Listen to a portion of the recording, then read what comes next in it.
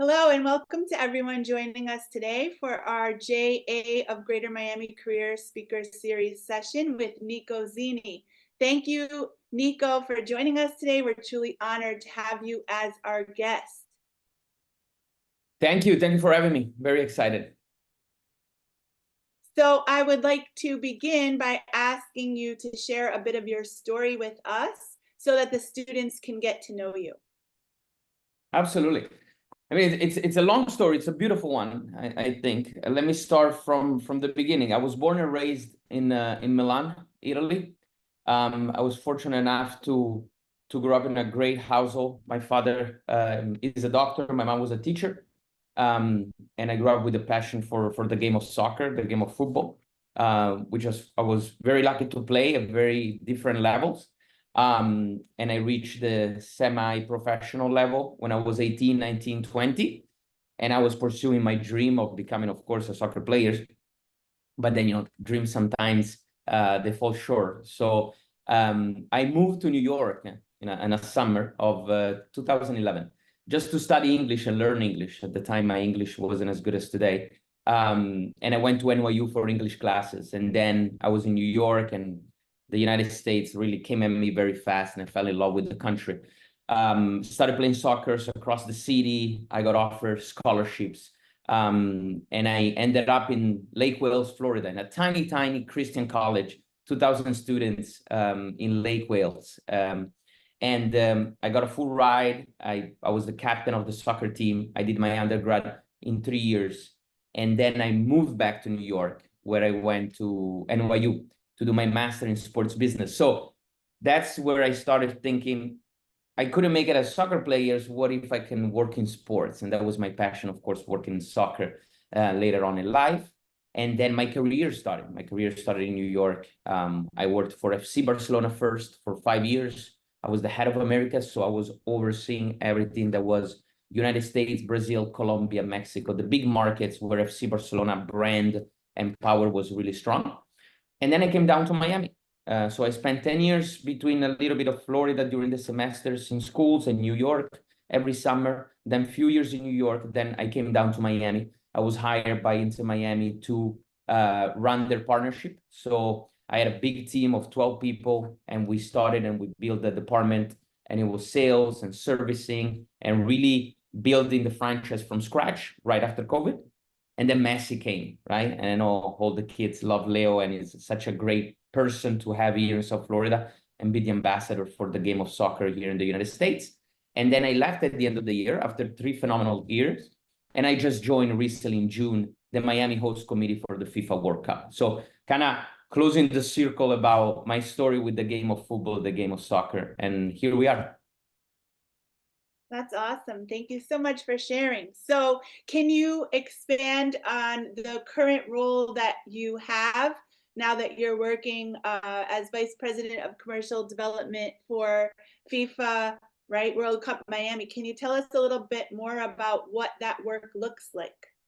Absolutely. And I say this to everybody, regardless who they are, when I try to explain it, because it can be tricky. FIFA decided to have the biggest World Cup that has ever happened here in the United States, with, of course, Mexico and Canada being part of it. We're going to have 16 cities around the 3 countries. So 2 in Canada, 11 in the United States, and 3 in Mexico. Miami is part of it, and Miami is actually going to be the host city for the final for 3rd place. So because FIFA decided to go so big and invite so many countries, right? We're going to have 48 countries participating in this World Cup. If we think about the last time in the United States, there were 24 nations and countries, that was 1994. So we're almost like 30 years later, we grew exponentially. The game of soccer is so big.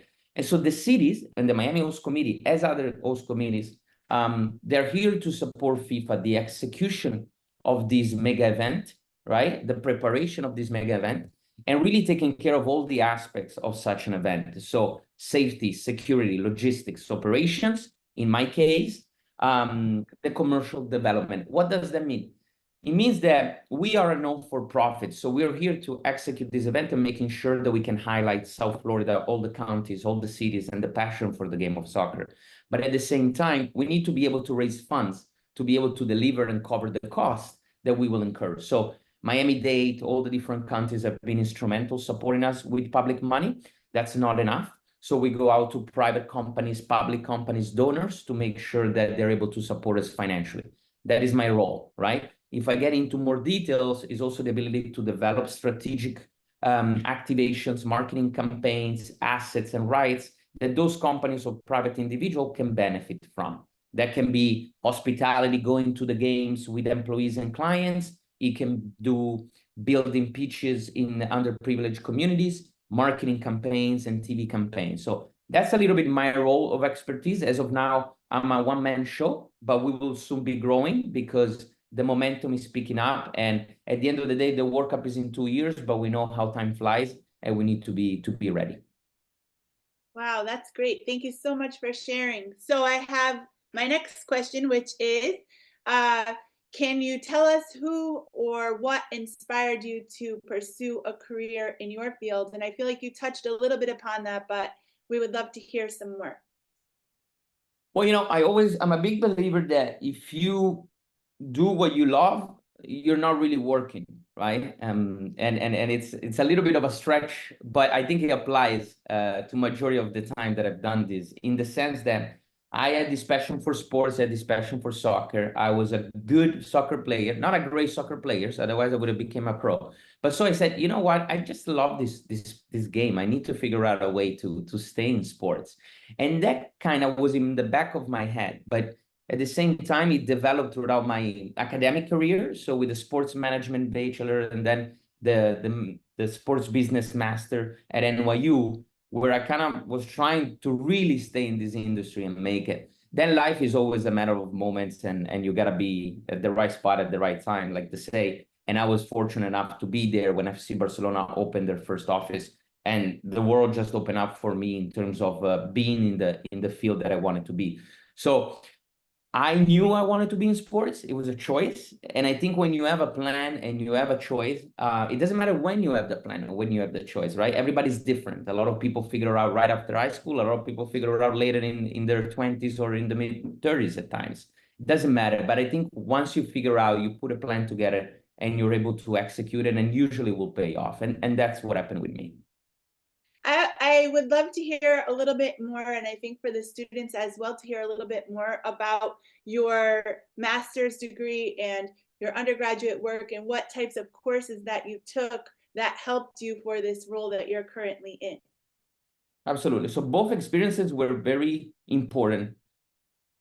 Personal development standpoint, academic development standpoint, that then leads to professional development, right?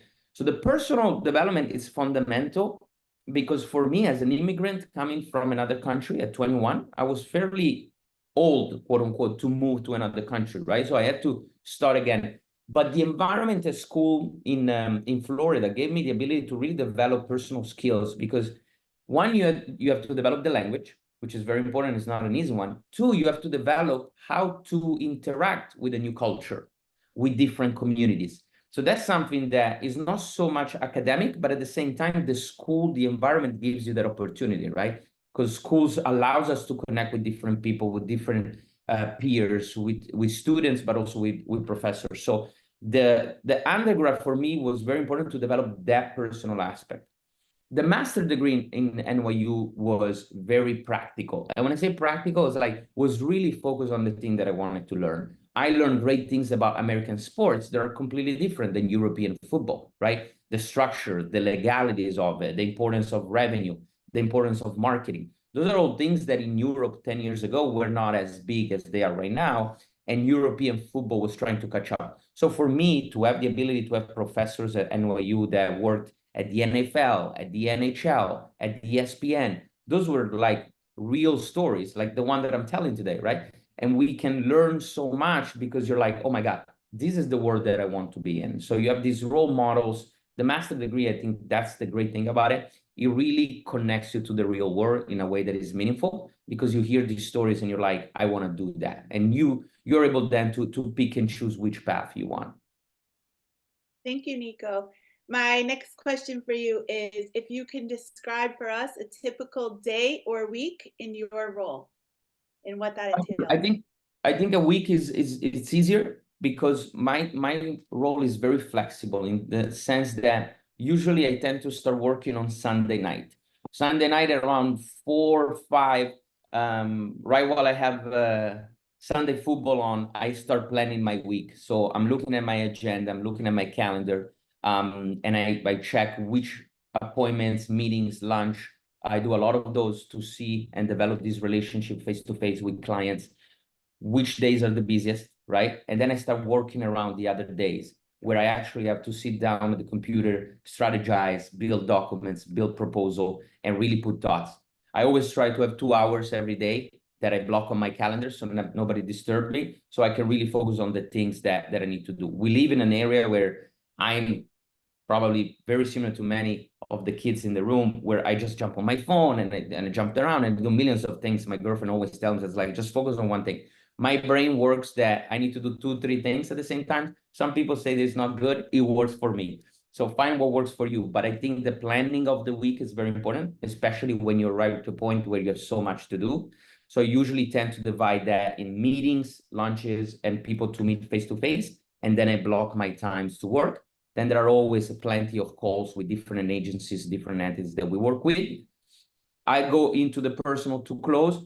Always find time for yourself and develop what you want to do. I love soccer. I play every Monday night, 8:30 to 10:30. That's my time to play soccer. And I go to the gym twice a week to stay in shape. And I usually go very early in the morning. That's on a Tuesday and a Thursday. So always carve out those moments for you, for the things that you love, because at the end of the day, that's also very important for the balance in your week, in your month, in your year. Thank you.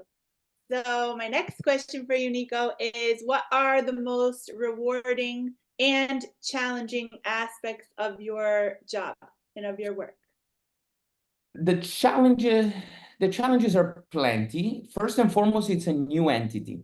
So it's a new entity and nobody has done this before, which is also it's challenging but exciting at the same time, in the sense that there's never been this type of structure in a World Cup before. So we are learning as we go. That's a challenge because at the end of the day, we don't have any benchmark, right? When we look at doing something, usually you tend to say, who has done this before? What is the benchmark?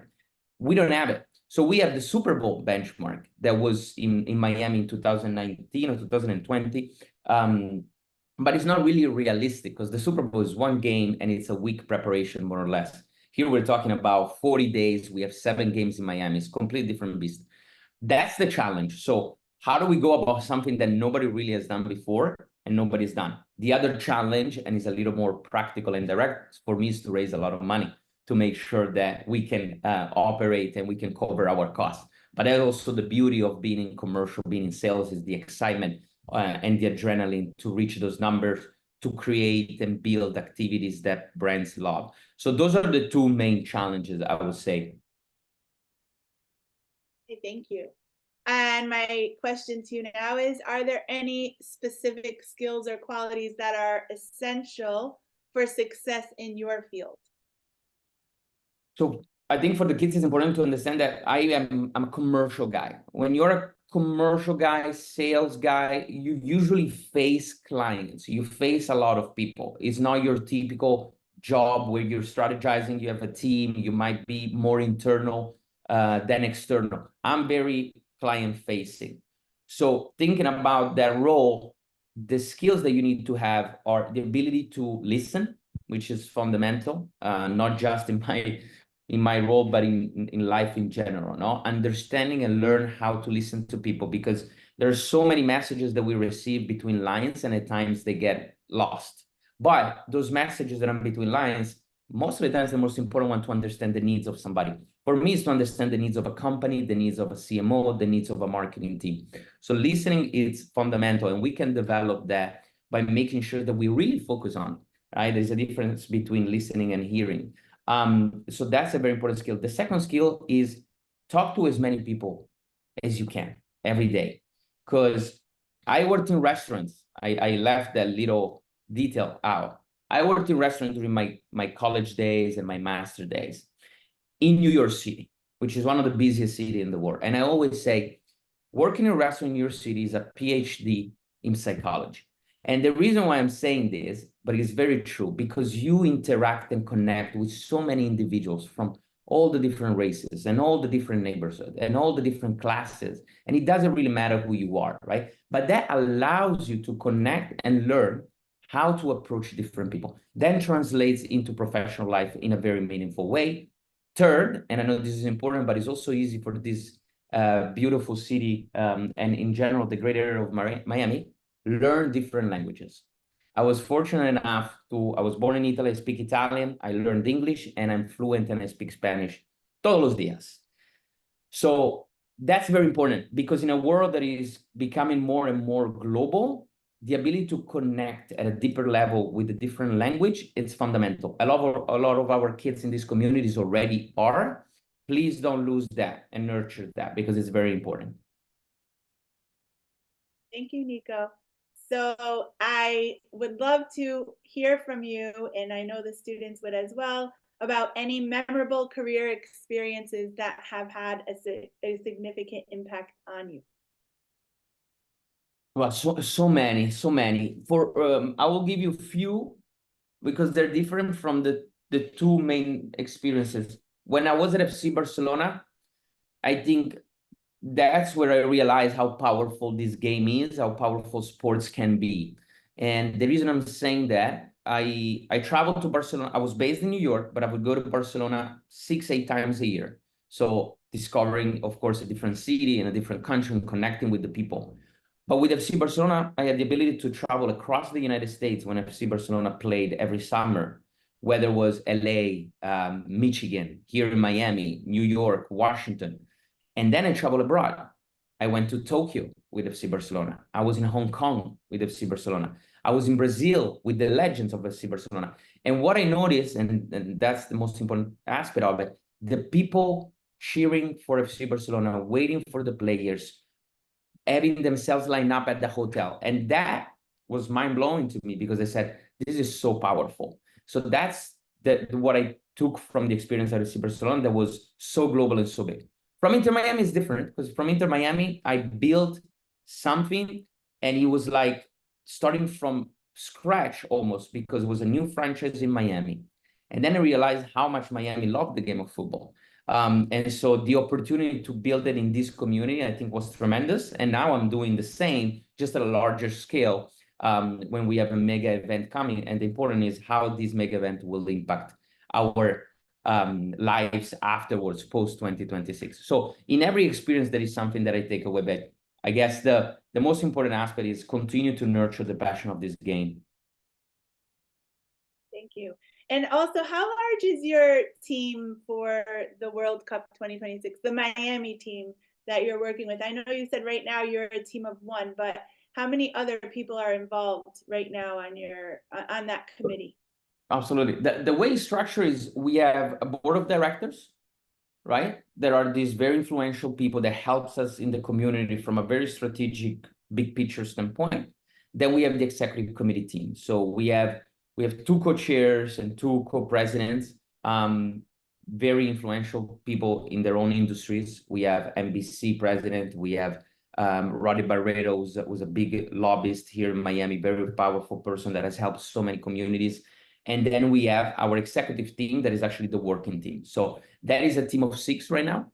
We have our president, then we have a CMO, a COO, myself in charge of commercial. We have a general counsel because lawyers are always important to make sure that we do everything in line with the guidelines. And then we have a chief of staff and a senior producer of events, which is going to be the person in charge of the fan festival and all the events to celebrate the game.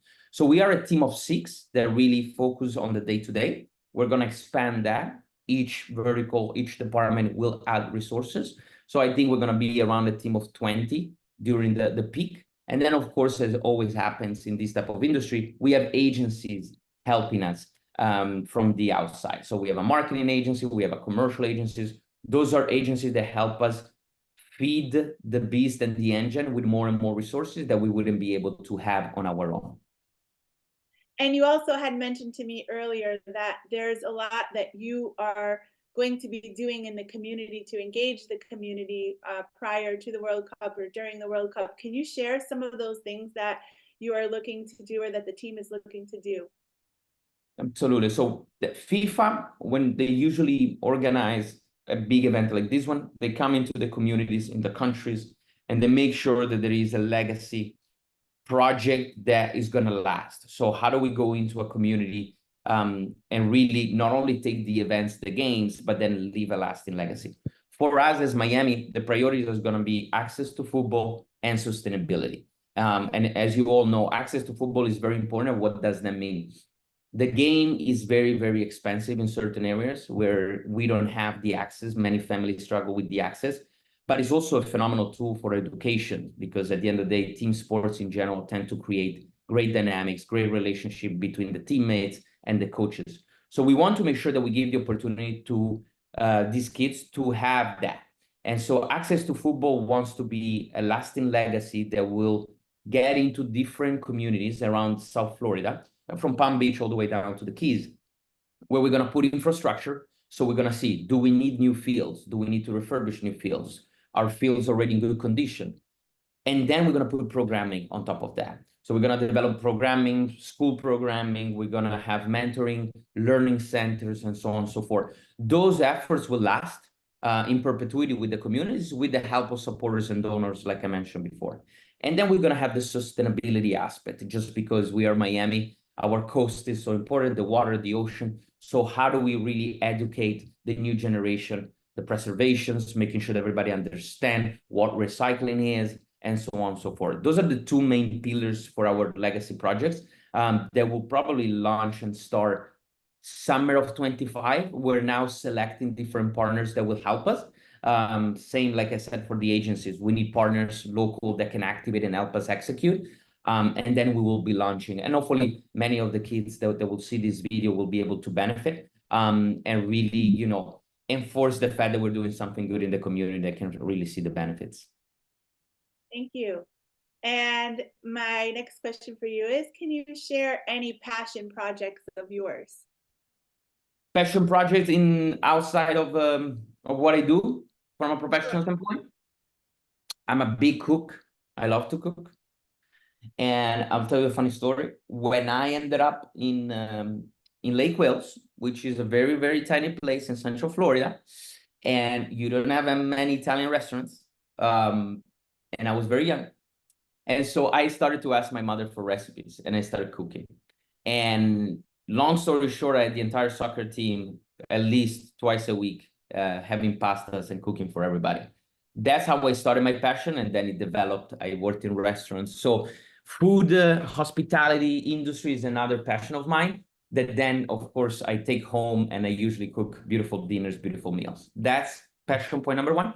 Passion point number two is the same one across the board because it's the game of football. So I still play, and I founded a team that is an amateur team, and it's called Azzurri Miami FC. Of course, Azzurri is the way you refer to the national team in Italy. And we play 3 leagues, and we have a big community, a lot of Italians, but also a lot of different people from all over, and just coming together. So I provide, the uniforms and the balls, and we get together on Mondays. Some people get together on other days, and we just run it. Wants to be a community around the game of football, and for me, it was a way to give back a little bit and help as many people as possible. There are a lot of kids that might need, an intro, they might need, a little advice, and so that platform allows me to touch people more directly because it's a smaller group. At times when we go bigger, it's tougher. So those are the two passions: food and again the game of soccer, which is throughout my day with the job and personal stuff. Favorite dish to prepare, please, Nico? My specialty is spaghetti with clams, which is a tricky one because the old classic recipe is not as easy to execute, but I also can make a great carbonara and cacio e pepe, which are two favorites of the American cuisine. Yeah, agreed. So my last question to you today is, what advice would you give to students who are interested in pursuing this path?